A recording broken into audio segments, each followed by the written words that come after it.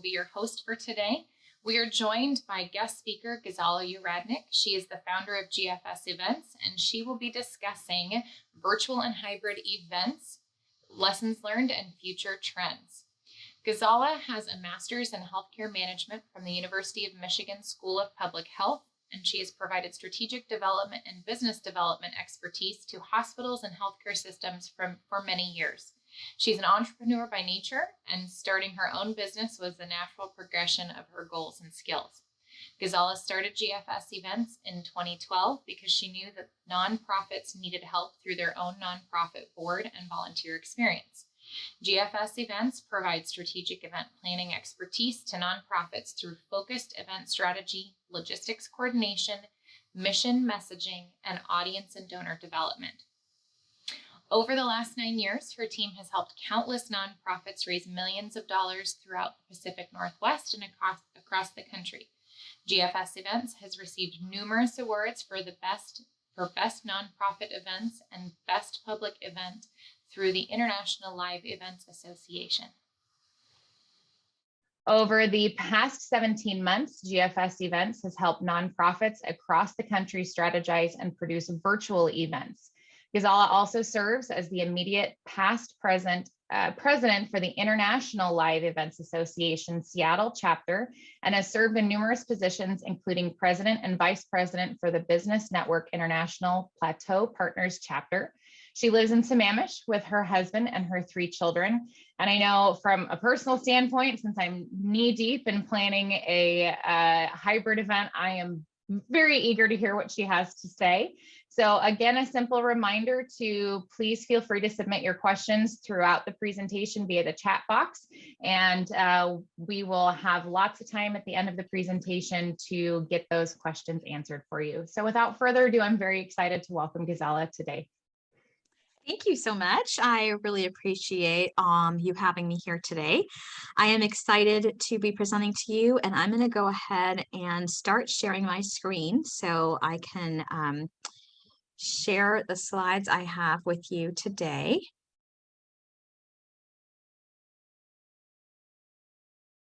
Can everyone see that okay? Great. I'm going to go ahead and give me 1 second here. I just want to make sure I get to the top. It's hard to do Zoom and look at your notes and get all of the slides together at one time. So give me a second here. Okay, here we go. I'm going to start the slideshow and we should be good to go. Everyone see that? Yes? Okay, excellent. Excellent. So great. So again, thank you for having me. My name is Gazala Uradnik. I am the founder of GFS Events. And today we are going to talk about a virtual and hybrid event. So how do you plan one? What is it? What are the key elements? What are some examples and best practices? And then some trends for the future that we are currently experiencing and seeing. So a little bit about GFS Events. We are a full service event management company. We specialize only in nonprofit events. And one thing I am curious about, because I normally present to mostly nonprofits, is how many of you are nonprofits? If you want to maybe throw that in the chat, I'd love to know also where you are from, where you're coming from, and if you are a nonprofit. I will be gearing this presentation a lot to nonprofits, but a lot of these pieces can be taken to either a corporate event or perhaps even a conference if you're running anything like that. That might be a hybrid event. So the types of events that GFS does are galas and auctions. We do community events, we do races, golf tournaments, lunches, and over the last 2 years, we have done primarily virtual and or hybrid events. So in 2020, we took our very first event to a virtual in March of 2020. I think all of us can remember what March of 2020 looked like. So we had 9 events scheduled in March of 2020. Most of our clients did not have a choice. I'm sure you've heard of weddings being canceled and bar mitzvahs and all kinds of social events. And not that that is any less stressful, but for some of the nonprofit clients we had, they just really didn't have a choice. If they didn't make the dollars that they were planning on raising at that time, they were not going to survive. So we took 32 events virtual in 2020. We did one hybrid event, and then we did 2 in-person events. Those 2 in-person events were actually in February of 2020. And then in 2021, we have done a total of 45 events, with 32 of those being virtual, 4 hybrid, and 9 in-person. And in 2022, it is only June 11th today. We already have 20 events scheduled for the year. That is, honestly, it's one of our biggest years already, without even starting off the first month of the year. So we have 7 virtual events so far, 1 hybrid and 12 in person. I do expect that we'll probably see a couple of those current in-person ones that are scheduled for the spring turn to either hybrid or virtual. We'll see what happens over the next month or so. So let's talk a little bit about an in-person event, a virtual event, and a hybrid event. First, an in-person. Again, we deal in events that are fundraisers, so it's kind of easy to imagine. I'm sure many of you or all of you have been to some event that looks similar to the one on the left. It's generally, there's a cocktail hour, there's a raffle, there's those fun silent auctions and games, there's a dinner component, there'll be a short program, perhaps there's a live auction, a testimonial video, an ask, there might be envelopes on the table, and then there's usually another fun element at the end, either a dessert dash or a DJ or music or something like that. That is pretty much kind of an in-person event wrapped up. A virtual event, and what we've learned over the last 2 years, is different. One virtual event is different from the next. There's no 2 virtual events that will look exactly the same, and the same can be said hold true for hybrid. So it's not an in-person event does not equal a virtual event, does not equal a hybrid event. They are very different, and it's not like a hybrid event is a combination of virtual and in-person. Those are also different. So you need to engage 2 different audiences for a hybrid, and that could be very difficult. So we talked a little bit about what an in-person looks like, a virtual event. Here's a few examples of a virtual event. We're at a virtual event today, right? We're on Zoom. You're listening to a presentation, and I don't know if 2 years ago you all did this. Perhaps you were all ahead of your time and did have national presentations via Zoom. Most people had never used Zoom prior to 2020. So that is an event. It can be an event. Most of our events are the one in the middle and the one on the right, the live stream. We've done quite a few live streamed events where the talent, whether it be an MC, an auctioneer, perhaps a speaker, are on stage in a studio. It's honestly like producing a miniature movie or a TV show. I never expected that, but I've been yelling quiet on the set quite a bit over the last couple of years. And then there is the event on the right, which is a pre-recorded event. So that one we have done before, where we actually still are trying to pretend that it's live stream. People like the idea of live stream, and organizations like the ease and less stress of a pre-recorded event. So we have done quite a few pre-recorded events that we have premiered on YouTube as a live event, and honestly, no one can tell the difference. What about a hybrid? What is a hybrid event? So I like to compare a hybrid event to, say, the Ellen Show or the Oscars. So when you think about the Ellen Show, you've got people on stage, speakers, guests, a program, and then you have a studio audience. You have people who are in the audience, and they are the background. They're listening, but they're not really participating. Of course, in this example I share, they are participating. They're getting hugs from Ellen, but generally they are the background. You might hear clapping, and we have done a hybrid event very similar to this for a client where we had people in the room. Normally they have 800 people in the room. In this case, there were only 50 in a studio. Their top donors watching the program, and that program was live streamed.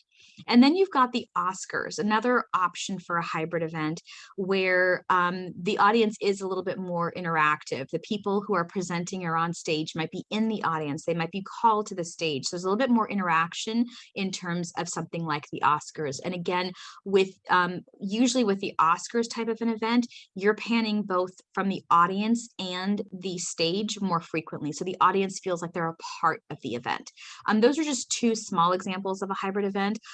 The other ones I will share will look completely different. Again, remember that a hybrid, and no two hybrid events are alike, no two virtual events are alike. You may have been to a couple of in-person events that are alike. So one of the things that I always talk about before we can really talk about what makes us successful, or what are some tips around a fundraising or a hybrid or a virtual event, are your goals. So what are your goals? If you are a fundraising, you obviously need to raise a certain amount of dollars. In 2020, most of our clients held their same goals. We realized that we needed to make those dollars. So no one necessarily said, okay, we were supposed to make 100, let's only bring it down to 50. We actually kept the goals the same. In fact, a couple of our clients that you'll see later actually increased their goal from their in-person event to a virtual event. In 2021, we saw clients actually increase their goals slightly. So normally we recommend a 10 to 15% increase. That's pretty much held, even though they were going from a virtual event to a virtual event. From 2020 to 21, most of our clients stayed virtual. And then 2022 and beyond, that is still to be determined. One thing we did realize at the end of 2021 were those events that were in person, actually the dollars raised were astounding. People were excited to be back in the room. People were excited to give. And so those events that were uncertain and were held at the very end of 2021 did really, really well. So I am curious as to what will happen in 2022. We've already set a lot of high dollar amounts and goals for our clients. So I guess it'll be interesting to see what happens over the course of the next few months. The other things to think about are your other goals. So some of you may not be nonprofits. So what are your goals? Are you trying to build awareness for your organization? Are you connecting with your community? Are you perhaps rebranding? So knowing your goals is going to be one of the most important pieces as we dive into a virtual and hybrid event. So the other thing is in terms of how you're going to engage your sorry, hang on one second. I've got to move you all so I can see this a little bit clearer.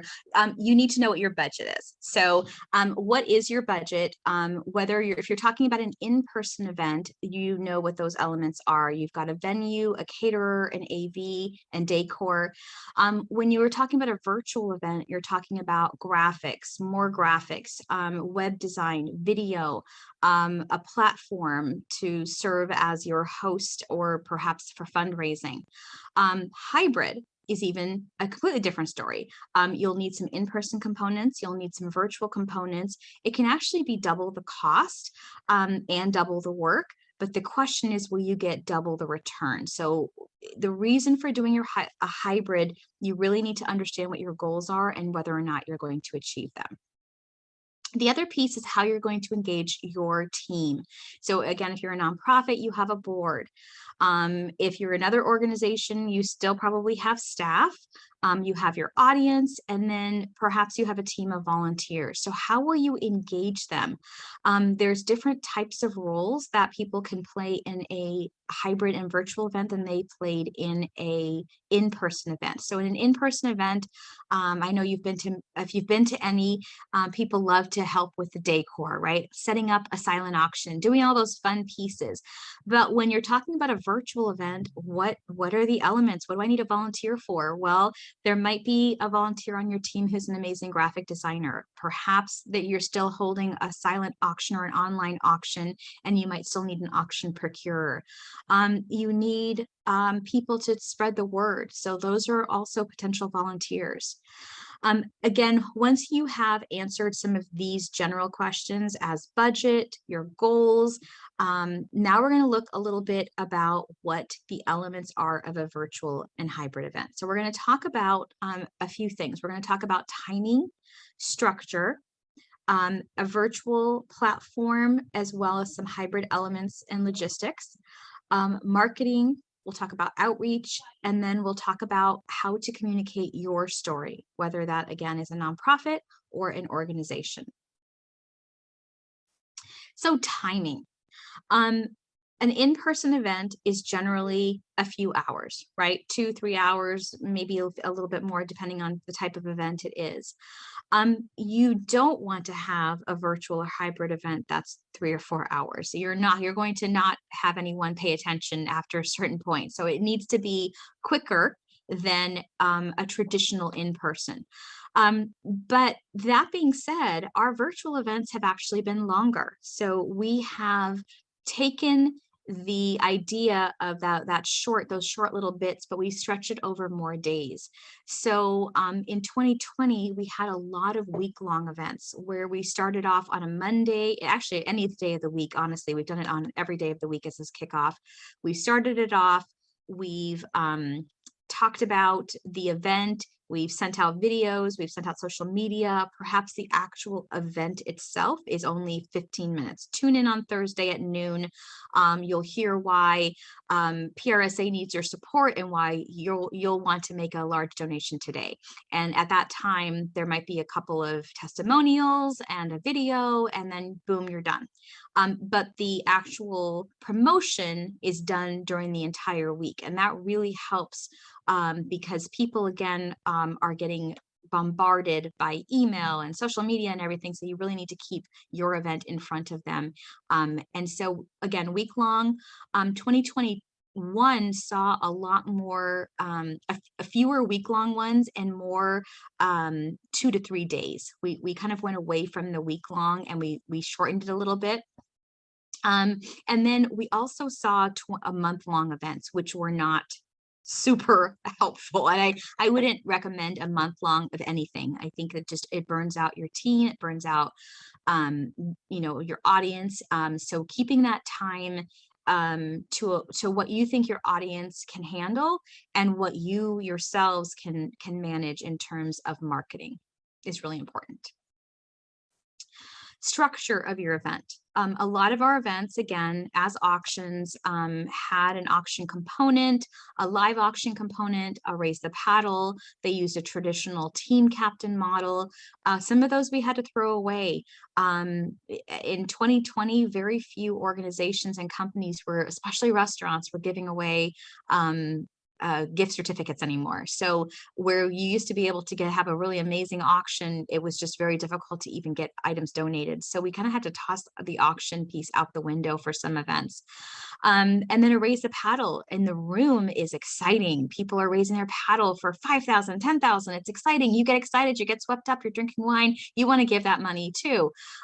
Not quite the same on video. It's like, it's a little bit harder to get people excited. You're sitting at home, you're probably, your 2-year-old could be in the room, you could be washing dishes while you're watching this event. So it really depends. So again, your structure has to be defined by your event and how it's going to work. So we started introducing different things. We started introducing things like a Zoom cocktail or a happy hour where people were on for 15-20 minutes. We introduced the idea of the raise the paddle. We talked about it in real time for 10-15 minutes.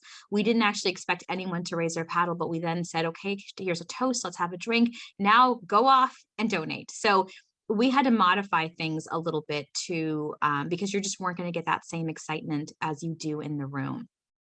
And then, of course, hybrid and home parties. I don't know if anyone has been to a home party. We've been doing quite a few of those as well, where people gather together and watch a potentially pre-recorded program or auction or event. They might all get together and then perhaps purchase a cocktail kit or a dinner kit that is being sold through the organization. So we've done quite a few of those. So again, figuring out your structure based on your needs and your audience needs.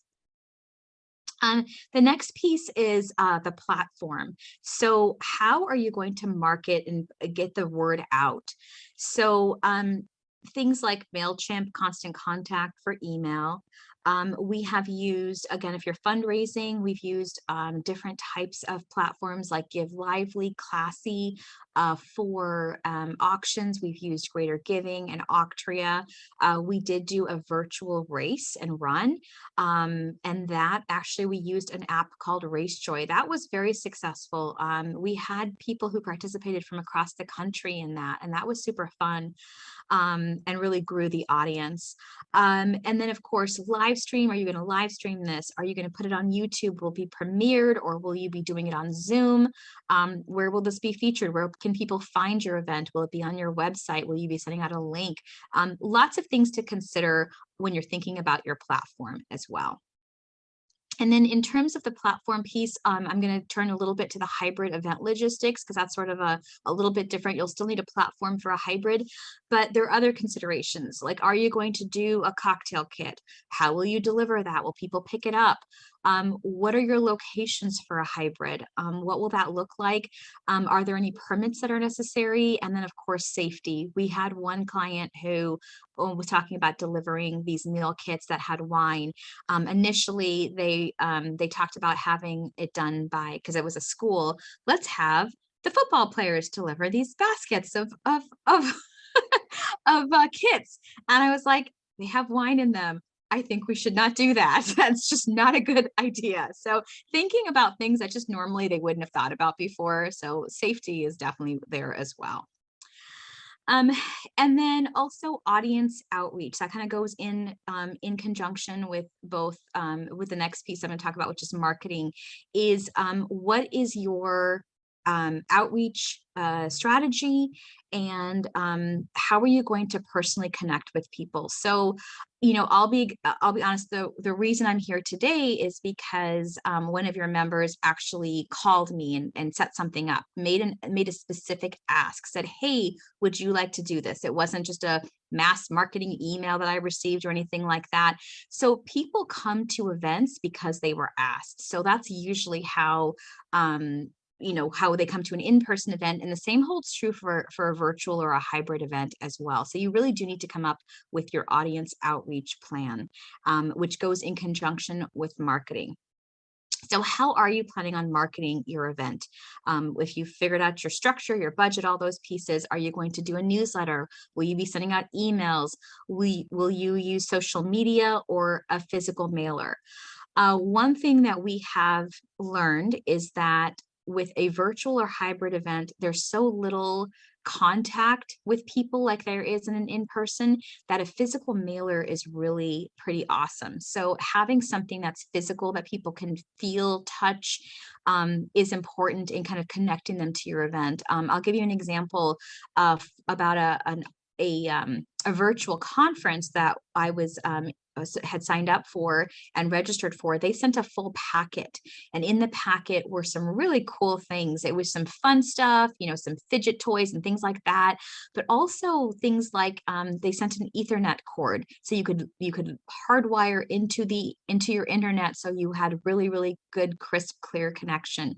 They had you know, like a tea bag, so when you're watching the conference, you can have a little cup of tea, things like that, that just really can be effective and not too expensive. So having something physical can be important for an event that is virtual or hybrid.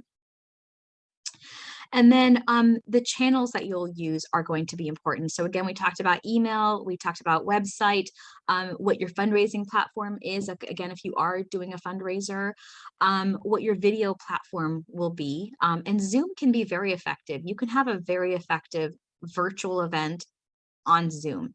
So I wouldn't discount some of those low cost and free options. For us, the channels that we use the most though are peer-to-peer, virtual ambassadors and social media. So peer-to-peer and virtual ambassadors is probably the most important piece. And I'll talk a little bit about virtual ambassadors if you're not familiar with the term. But again, that's going to be an important piece to reaching out. And then finally, communicating your organization's stories. So once you have figured out all of those pieces, you need to have a amazing program, short, amazing program to really get your point across. So will you do a video? Will there be a story told? We have something called an equivalency in the nonprofit world, where you talk about, your donation of $500 can help feed a family for 1 week. Things like that can share really quickly and easily. Why should I make a donation, and what will you do with that donation? So again, what makes your audience attend? I want to talk about that a little bit. And there are a few reasons why your audience will attend. Usually there's a personal experience, so perhaps they're connected to your organization in some way. For a nonprofit, if you're a nonprofit that helps raise awareness of mental illness, perhaps there's a history of that in someone's family, and that's the reason they want to attend or have a personal connection. They might want to just make a difference. There might be a reason they want to attend because they want to make a difference in whatever your cause is, whatever your mission is, whatever audience you're serving. And then I mentioned this already, but it's again probably because somebody asked. So when you are making that ask and trying to engage your audience, no matter who it is, you want to make it about them. So it's called the Eucentric Model. So by joining me, at my table, my virtual table, you will be helping to support people who need help, who are homeless. You will be able to support a child who needs a backpack. Those are the kinds of things you want to make it about them and what will be the difference for them if they attend. And then again, audience development. So how are you reaching out to your audience is going to be the success of a virtual and hybrid event. With a in-person event, you can set a place, set a time. It's an awesome venue. People know there's going to be a great dinner and wine, and yeah, sure, I'll come. It's not quite the same with a virtual or hybrid event. How many events or webinars have you said you were going to attend, and at the last minute you didn't come, right? That's an easy thing to do because most of them are free. So when you have an actual event, you've got to make that direct connection. And that's why reaching out to your audience directly, if I get a phone call that says, Gazala, hey, I am expecting you later today. I can't wait to see you. Really look forward to it. I'm so excited that you'll be there and be supporting us. That's a lot harder for me to suddenly be like, shoot, I can't blow that off now. I need to come because they really want me there. So making that direct connection is really going to be helpful. And for those of you who are nonprofits, one of the keys to our success for fundraising for organizations over the last 2 years has been effectively getting pre-pledges and pre-pledge commitments prior to the event. So for a lot of our organizations, we have encouraged that they raise anywhere from 75 to 80% of the money that their goal is before the event begins. And they have been able to do that. And that's honestly, but it's been a lot of the success of the fundraising events that are virtual. Again, that direct connection and audience development, we've done that with virtual ambassadors. You can use the term virtual ambassador really for anyone.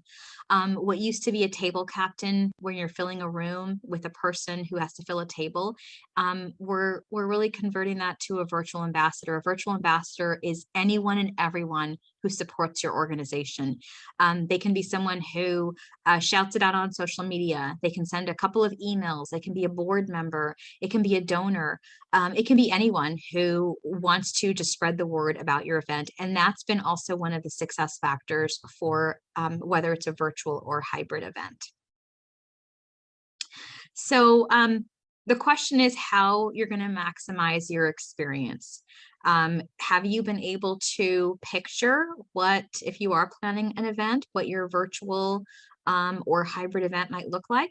I'm going to talk about a few case studies and share with you what we did and how we did it. And it might help to, because again, we've actually worked with clients who up until the entire process, it was at the end of the entire process, the event was finished and concluded, they finally said, I finally get it now. I had no idea what you were talking about the whole way through, kind of just nodded my head like, yep, okay, got it.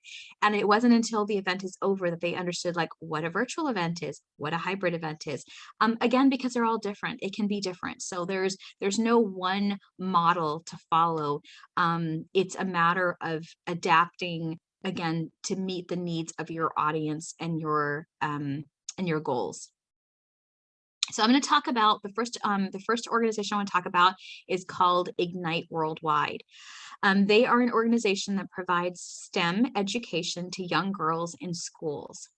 I bring this one up in particular because this event was slated for March of 2020. So we had very little time because it was March, I think 5th when I got the call saying, hey, what are we going to do? We ended up moving the event to June, thinking, well, we'll be fine in June. In June, everything will be okay. And then finally, a month later in April, we realized we needed to make this a virtual event. So the original goal was to raise 500. They changed the goal actually. The original goal was $365,000 for the Seattle event. They actually had 2 events. One was in Seattle, one was in San Francisco around the same time frame. So we decided to combine the 2 events and bump up the fundraising goal to $500,000. The timing, we decided to turn it into a week of giving. It was originally slated to be an in-person auction, live auction, silent auction, the whole thing. We turned it again into an online auction. And then we just didn't really have, again, this was happening quickly, so we didn't really have ideas around how to do this quick, cheaper. So we decided to do a Zoom call. It was really important to the executive director that people could talk to each other. So she wanted to do it over Zoom. And then for marketing, we used videos for the auction items. I'll talk a little bit about that. We did a video documentary, and then we also did a kickoff video.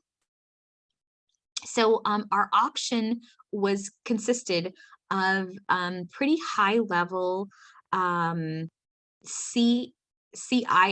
of companies. So we had companies like Lululemon, T-Mobile, Alaska Airlines. There were some very high profile organizations and women, STEM women in those organizations. So this is an example of the auction page. What we did was we had, for example, the one on the left here, this was a dinner at, this is a restaurant in Bellevue, Washington, and it was going to be with the Senior VP of Technology Strategy at T-Mobile. So a dinner for 6 is actually a very high-end restaurant. But the more exciting thing was to have dinner with Elizabeth Hunter, because the people who were attending this event were all very STEM related people who wanted to be in the room with her.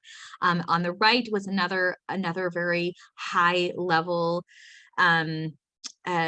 Chief Technology Officer at Lululemon, Julie Averill. So she was going to do a boating excursion. And what we had them do is they actually recorded short videos saying, join me on Lake Washington. And, they just kind of talked about Ignite and why they should do that. And that's not something we would have normally done in the room, because they would have probably been in the room. So we wouldn't have done these little short videos, but those videos really helped to excite people and get them excited about the actual items themselves. We kept the auction to these types of items. We let go of all the little things, all of the tastings and gift certificates were no longer coming in. We just really simplified things, and we turned it into an auction of just these types of items, which were very high level items. This is the donation, the auction profile page, which shows the person, the individual, what the item was, and then what was actually sold. This is the donation page we use. This was our thermometer. You can see the goals. This is again up the platform that we used. You can use a different platform. Again, if you're not doing an auction, this may not be the right platform for you, but if there are other platforms out there that might work well depending on what your event is. So our results. We ended up raising $368,380, which was actually very, very successful. I was a little annoyed that we went to the $500,000 goal because no one from San Francisco attended. So this was really all Seattle based. Our 2019 net was 211,000. In 2020, we netted 336,000 with the virtual event. So it was a very successful event.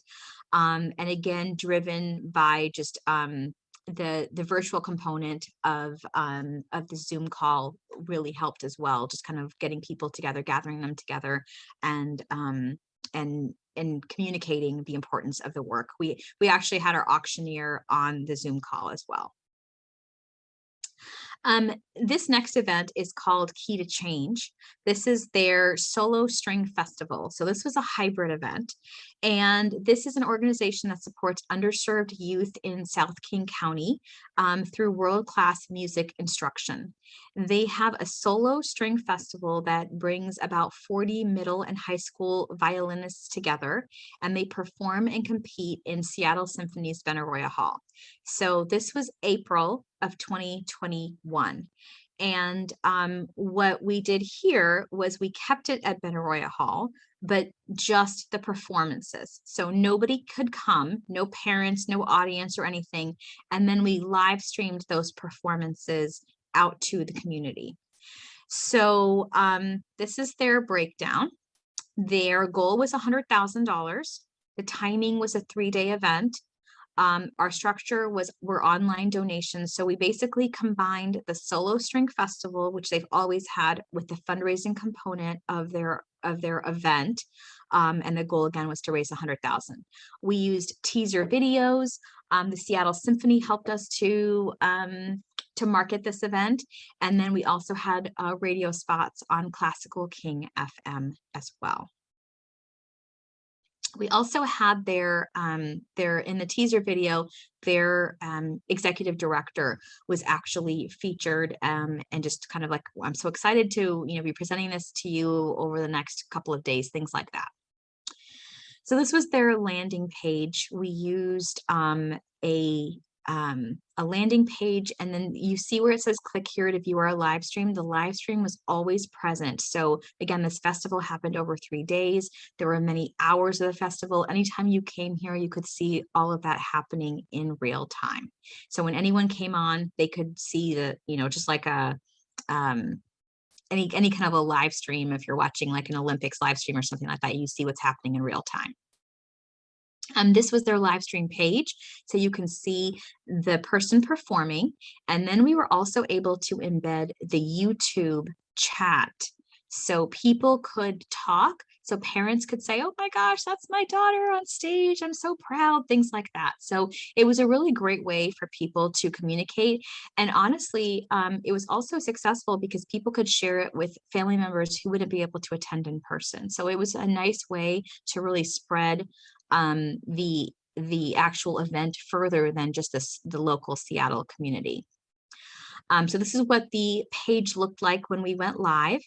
And then it was just really nice to also see there was a thermometer below this, and you could see the thermometer rise in real time as well as people were making donations. This was their event donation page. I had talked about equivalencies earlier. You can see similar, they're different equivalencies. If you give us $250, you're providing a wireless hotspot for 2 students, etc. So different equivalencies which can share what a donation means to them.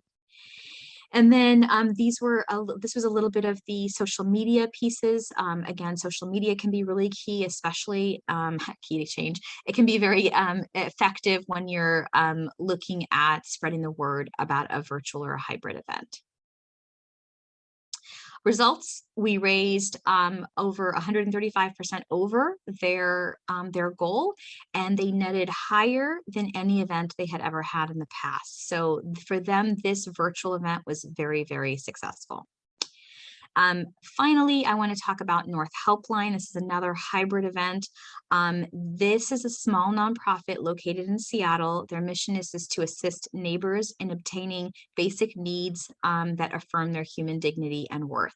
They have 2 food banks, and they provide financial assistance and also have a health clinic.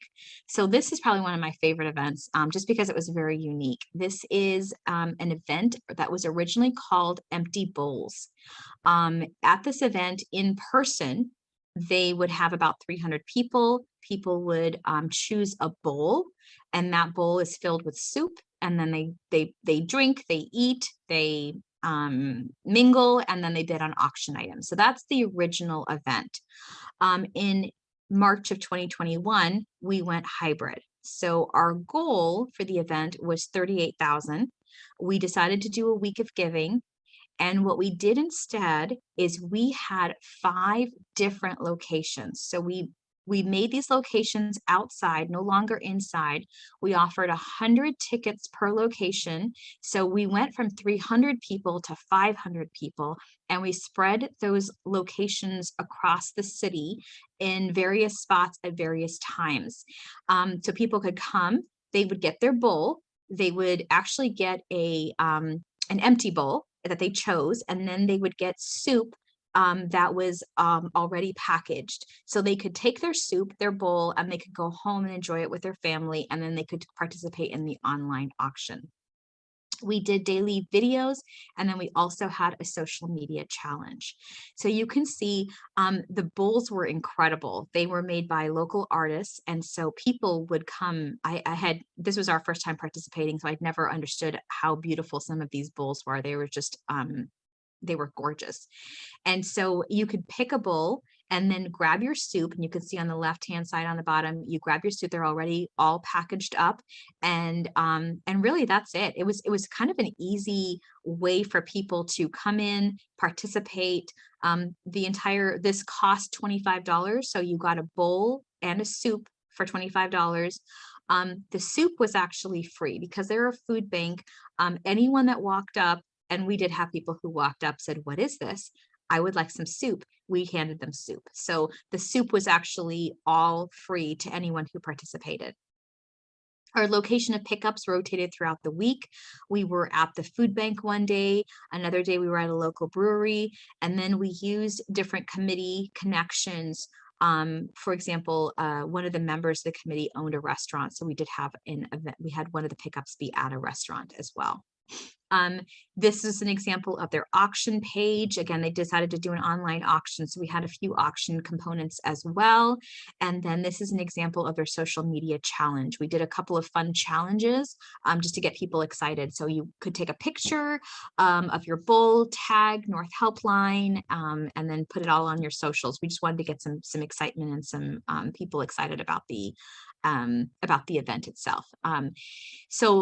And then we also did videos. So the week of giving videos, this is the executive director talking about North Helpline, and then again, giving and why it was important to give. 137% over their goal, higher than any of their in-person events that they had ever had in the past. So this worked so well that we're doing it again this year as a hybrid. In fact, I don't know any reason they would ever go back to a traditional 300-person in-person event, because the hybrid model worked so well. I think we would just even increase the number of tickets per location, because it was a wonderful success.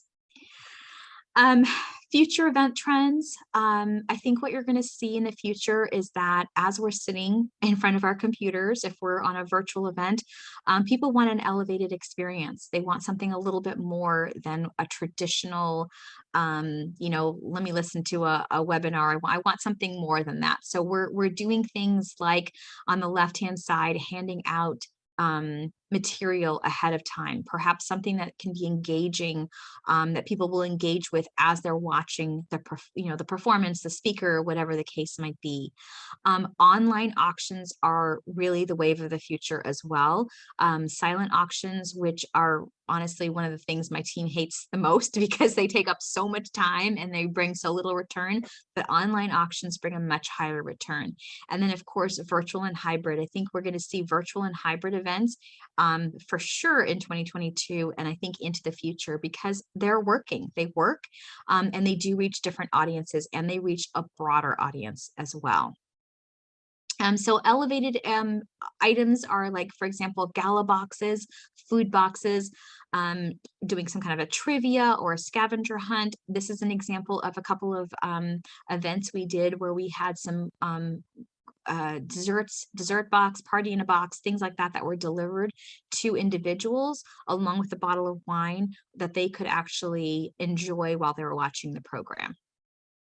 Again, back to online auctions, easy, much easier to do than the in-person silent auction. We're finding higher bids online than we did in the silent auction world. And then people can be mobile. You get a notification when you've been outbid. So if you really want that drone license package, you'll go ahead and bid again on that. And then again, pre-recorded segments are wonderful. I encourage people to be pre-recorded as much as possible. It really helps to ease stress, and just everything is much more professional when people are pre-recorded.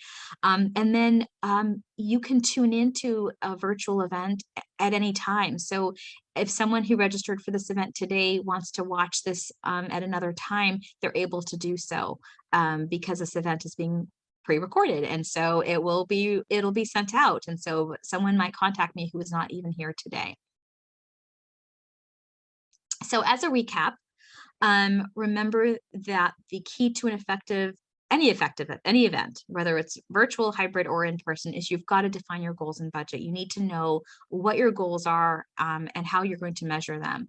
Know your key players, and then those pieces that we talked about in depth. What's your timing going to be like? What is your structure? What type of a platform will you use? How will you market it? And how will you get out to your donors or audience? How will you get them to participate and be part of your event? That is all I have. And so this is a way to connect with me. We can be found at gfsevents.org. We're on Insta, Facebook, and also LinkedIn. I'd love for you to connect. And we also offer a 30-minute consultation. If anyone is planning a virtual or hybrid event and you have questions, I'm happy to sit down and talk with you and see if I can answer any of those questions for you. I'm going to go ahead and let people ask questions, and I will stop my share so I can actually see. There we go.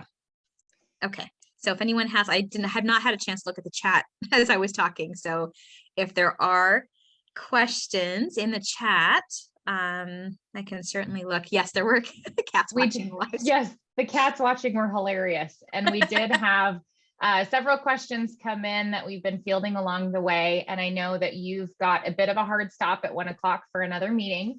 So we'll just kind of go in order as you were talking. The first one that came in is, did you do any market research to determine, like you talked about, you had week-long events and then it switched to 2 to 3 days. Did you do any market research for each of the audiences to determine what the best duration was for your events? Yeah, I mean, I can't say we did an official market research study or anything like that, but definitely in talking to other event organizers, other events, and then what we saw that the week-long campaigns were harder to keep people engaged. So we do think that 3 to 4 day time frame is a much more concise and probably just more effective way to reach people.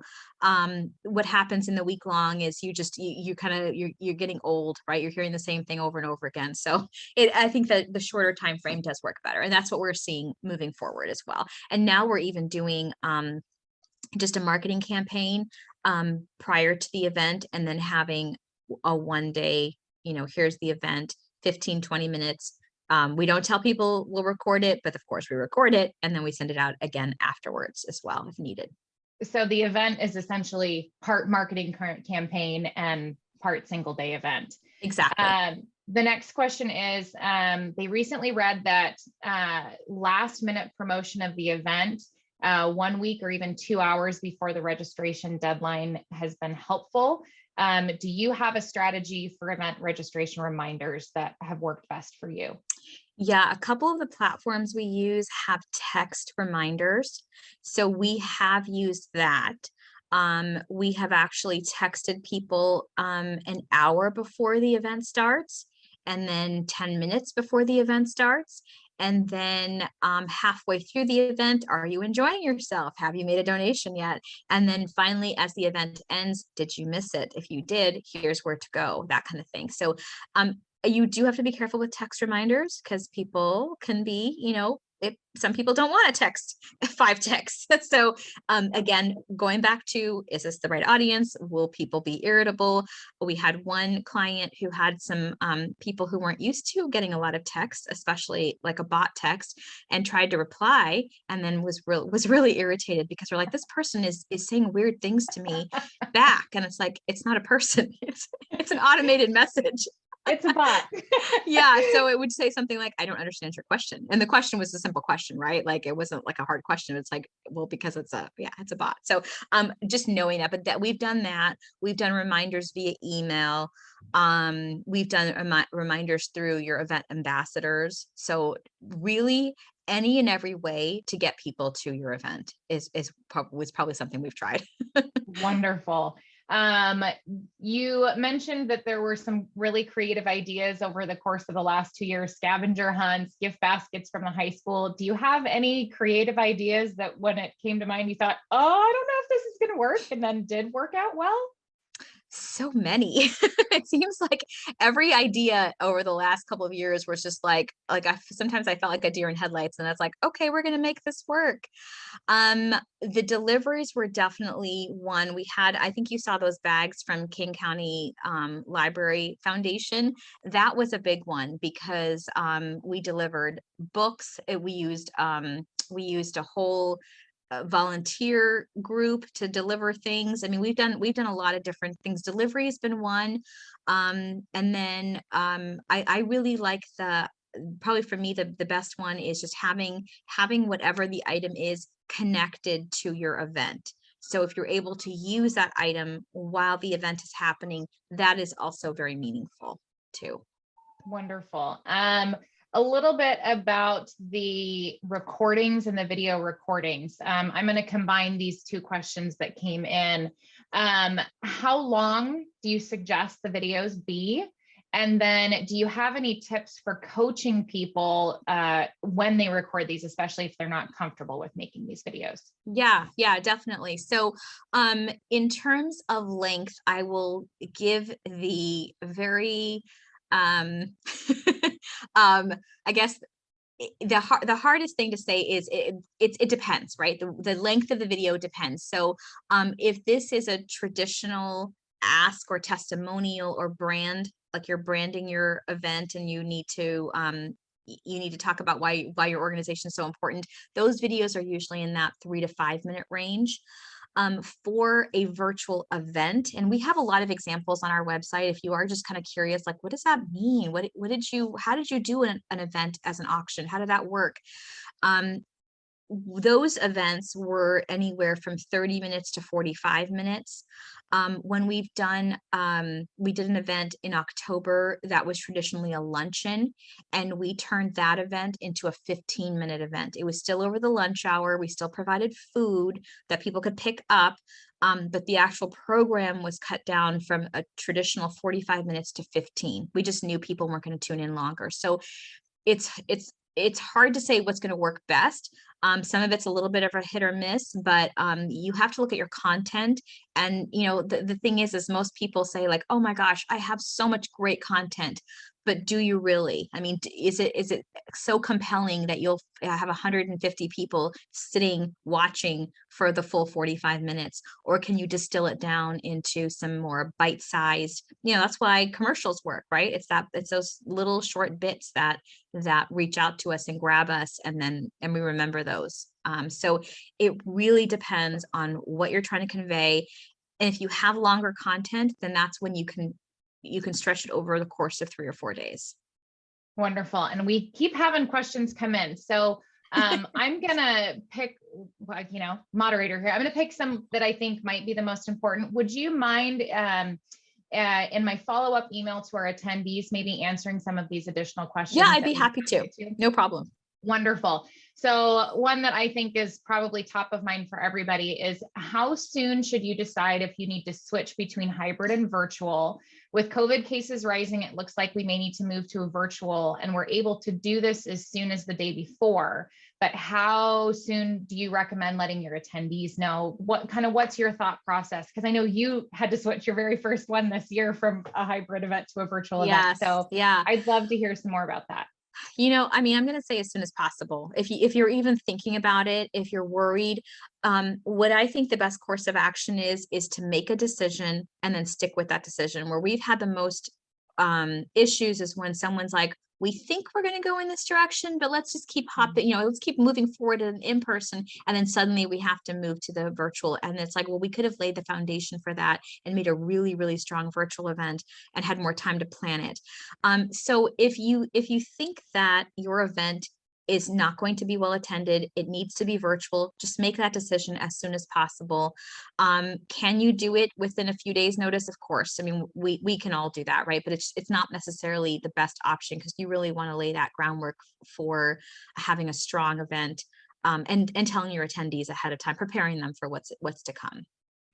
Wonderful. And then we'll sneak one last question in here, because I know we've got a hard break here. Would you, which one do I want to pick? So someone mentioned that they're considering doing a hybrid event. First of all, they said excellent presentation, so I didn't want you to miss that compliment. They're considering a hybrid event in May, as well as broadcasting it on their social media channels. Can you recommend any platforms for the broadcast? They've used Easy Live in the past. There are a lot of different broadcast platforms out there. There's one, if you're doing kind of an in-house piece, there's one out there that's called Restream, RE, and then Stream. That might be effective. It's fairly cost effective for smaller organizations. I don't know, again, how big your organization is or your budget. Another one is StreamYard. That's another platform. Again, those are streaming platforms. We generally tend to work with a producer, like an AV producer, that has the capability of filming and streaming and doing all of that in one fell swoop. Of course, that budget is much, much higher, right? Those organizations or those companies cost 15 to 20,000. So some of these other ones I mentioned are more do-it-yourself. We have a client who decided to actually do a virtual event. It was going to be hybrid. Now it's strictly virtual, because we don't even want to do house parties at this point. It's coming up at the end of January. And we're actually going to use Zoom as the switching platform, as the actual streaming piece. So no one's going to be on Zoom. They're just using it for the ability to show video, show slides, and then have speakers come on. So there's different options out there. And if you wanted to connect with me, I can give you some more examples. Not knowing exactly what your event looks like, it's hard to say what might work best for you. Wonderful. Well, we are going to try and get this right here at the 1 o'clock hour. So thank you for joining us. Absolutely. Thank you. I may be reaching out to you for that 30-minute consultation. So be prepared for a phone call. I'm throwing in the chat box for everybody the Eventbrite link for our February presentation. Again, everyone, thank you for joining us on your lunch break. I will be sending out an email to all of you with the recording link from today's video, as well as some more question and answers from our guest speaker today. So again, everyone, thank you so much. It's been a pleasure, and we look forward to seeing you all in February. Have a great day, everybody. Thank you.